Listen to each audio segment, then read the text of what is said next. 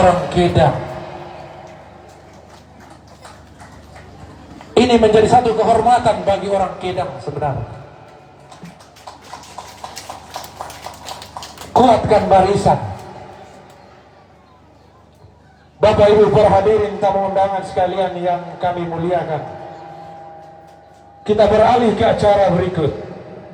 Sambutan budayawan Keraton Buton yang akan disampaikan Pak Lawere Usri MA kepada Pak Yusri.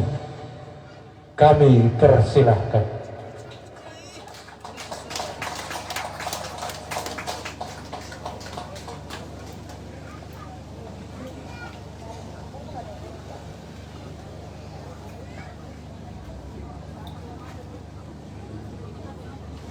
Oh, dia jalan dari ke ujung, hormat semua. Hah? Dia jalan dari ujung ke ujung, hormat Paduka di sana dulu, baru dia naik.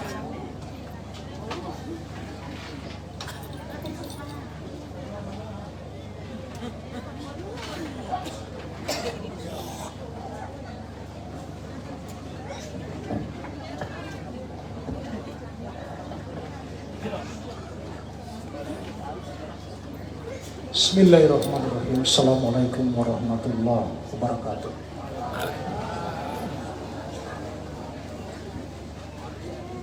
Yang saya hormati Wakil Bupati Kabupaten Lembata, Paduka Yang Mulia Sultan Buton ke-41, Insinyur Haji Laude Muhammad Samsul Omar yang saya muliakan, dan Ibu Permaisuri Hajah Waode Maasra Manarfa Esos MSI yang saya muliakan,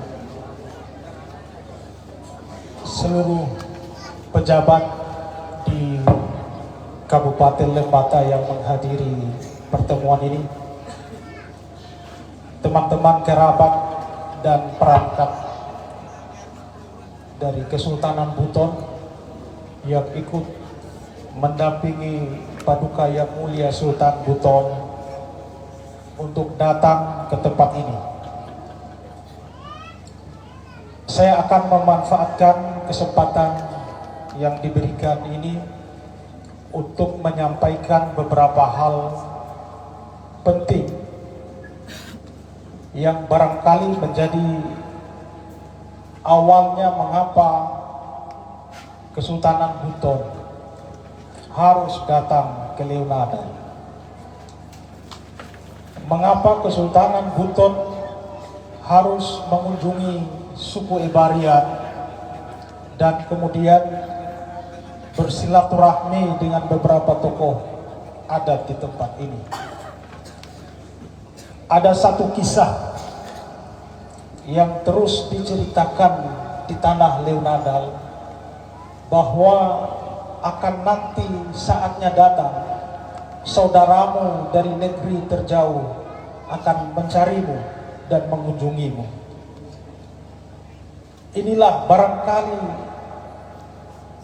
apa yang menjadi selalu kisahan orang-orang tua itu hari ini telah terwujud.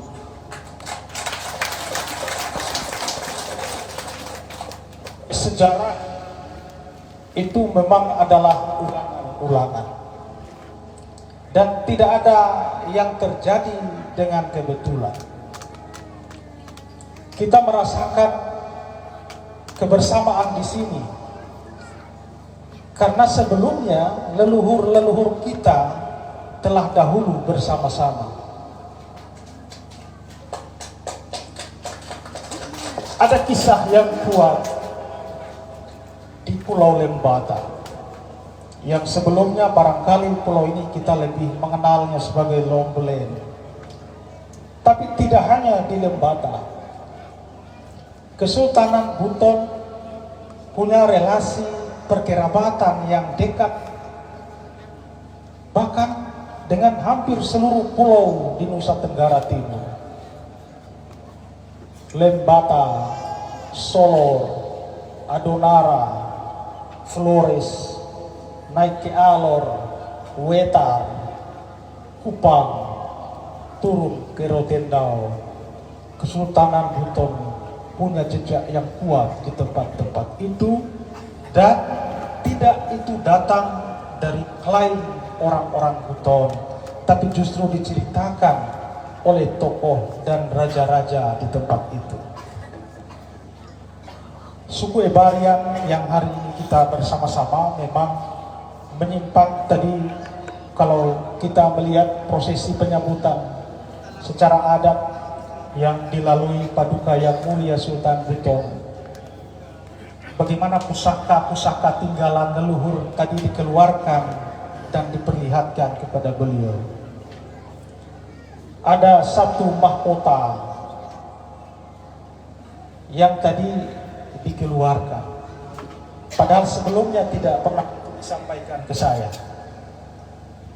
Mahkota yang kisahnya beda-beda tipis dengan kisah kami di Buton, mengenai seorang perempuan yang diberitakan datang dari Kahyangan.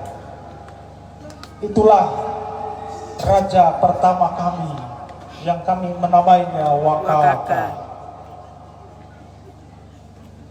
Tadi saya sempat dibisik, ini mahkota siapa?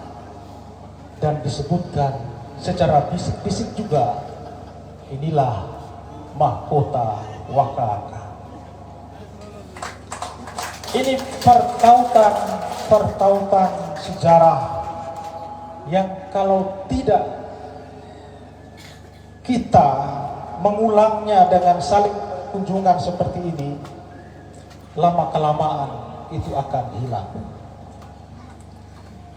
Ada tokoh lain yang menjadi penaut dari relasi Kesultanan Buton dengan suku Ebarian dan beberapa suku yang tadi disebutkan, suku di Ileape dan yang lain-lain, Baudai. Saya mengkonfirmasi Baudai, orang-orang masa lalu dengan pengaruh dan wibawa yang besar itu memang selalu tidak mempunyai satu nama. Di setiap daerah dia menjadi bernama lain. Jadi barangkali kalau di Lembata, di Leunadal, namanya adalah Baudai, tapi ketika sampai di Buton, dia menjadi tidak bernama lagi seperti itu. Tapi kalau kita melihat masa tahunnya, yang tadi sempat saya tanyakan terjadi sekitar 1500-an di periode awal abad ke-15, maka ada banyak tokoh di Buton yang punya jejak pelayaran sampai ke timur Nusantara dan mencapai tanah